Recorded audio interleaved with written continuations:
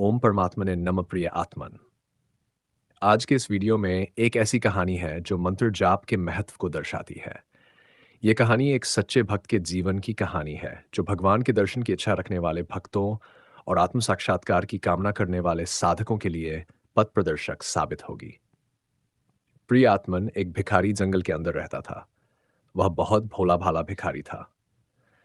एक दिन जब वह भिक्षा मांगने के लिए एक गांव में गया, तो उसने देखा कि वहां कुछ लोग सामूहिक रूप से ओम नमो भगवते वासुदेवाय मंत्र का कीर्तन और जाप कर रहे हैं। उसे यह सब बहुत अजीब लगा। लेकिन कुछ देर तक बार बार इस मंत्र कीर्तन को सुनने के बाद उसने इस मंत्र को याद कर लिया और जोर जोर से इसी मंत्र का उच्चारण करते हुए भिक्षा मांगने लगा। जहां भी वह जाता यही मंत्र जाप करता, और जैसे ही लोग ये सुनते उसे बहुत अधिक धन देते। उसे यह समझ नहीं आ रहा था कि इस नाम के अंदर ऐसा क्या है। एक दिन वह ऐसे ही मंत्र का जाप करते हुए जा रहा था, तभी उसे एक व्यक्ति मिला।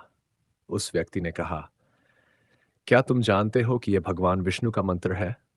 यदि कोई इंसान तन और मन को एकाग्र करके इसका जप करता है तो उसके सभी दुखों का अंत हो जाता है और उसे परम पद की प्राप्ति होती है। भिखारी ने भगवान का नाम तो सुना था, लेकिन आज उसे उनका मंत्र भी मिल गया। वह बहुत खुश हुआ और उसे विश्वास हो गया कि यदि वह भगवान के मंत्र का जाप करेगा तो उसे इस नर्क जैसी जिंदगी से छुटकारा मिल जाएगा। उस दिन से उसने और अधिक उत्साह और श्रद्धा से ओम नमो भगवते वासुदेवाय मंत्र का जाप करना शुरू कर दिया। वह पेड़ के नीचे बैठ जाता और लगातार जाप करता रहता। जब तक थकान हो जाती तब तक मंत्र जप में लीन रहता। जब वह थक जाता तो उठकर पानी पीता, कुछ खा लेता और फिर से जाप शुरू कर देता। अब उसने अधिक धन इकट्ठा करने का सपना छोड़ दिया था। जब खाने को खत्म हो जाता तो मांग लेता और खाने के बाद फिर से जाप करने लगता। कभी लयबद्ध कीर्तन, कभी बैठे बैठे, तो कभी सोते सोते मानसिक जाप करता। जब भी वह किसी घर में जाता तो कहता, ओम नमो भगवते वासुदेवाय, भगवान के भक्त को 2 वक्त की रोटी दो। और जब कोई उसे ज्यादा देने की कोशिश करता तो वह कहता, मुझे अधिक की आवश्यकता नहीं है, बस मेरा पेट भर जाए वही काफी है। कुछ दिन बीते और अब उसकी यह स्थिति हो गई कि उसके मुख से केवल एक ही नाम निकलता, ओम नमो भगवते वासुदेवाय। वह भूल गया कि उसका क्या नाम है और वह कौन है। बस इतना ही जानता था कि वह भगवान का दास है। उसी राज्य के राजा ने एक दिन घोषणा की, हमारे राज्य के सबसे महान संत को जो कोई खोजकर लाएगा उसे इनाम दिया जाएगा। लोग खोजने लगे। खोजते खोजते कुछ लोगों की नजर उस भिखारी पर पड़ी और वे उसे भी राज दरबार ले आए। दरबार में 4 संत आए। उन्हीं 4 संतों में एक संत के रूप में वह भिखारी भी शामिल था। वह बस ओम नमो भगवते वासुदेवाय मंत्र का जाप करता जा रहा था। राजा ने उन 4 संतों से कहा, क्या आप साबित कर सकते हैं कि आप हमारे राज्य के सबसे ऊंचे संत हैं? 3 संत अपने अपने जान का प्रदर्शन करने लगे, लेकिन चौथा संत यानी वह भिखारी कुछ नहीं बोला। राजा ने उससे कहा, आप क्यों नहीं साबित करना चाहते कि आप ज्ञानी हैं? इतने में उसकी खराब वेशभूषा को देखकर सब लोग उस पर हंसने लगे। लेकिन भिखारी ने विनम्रता से कहा, नहीं, मैं कोई संत नहीं हूं, मुझे यहां जबरदस्ती लाया गया है। मैं अपनी श्रेष्ठता साबित करने नहीं आया हूं।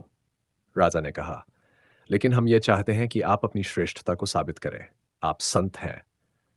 तब भिखारी ने कहा, मुझे इस दुनिया में केवल एक ही श्रेष्ठता दिखती है और वह है भगवान वासुदेव। उनसे श्रेष्ठ कोई नहीं है।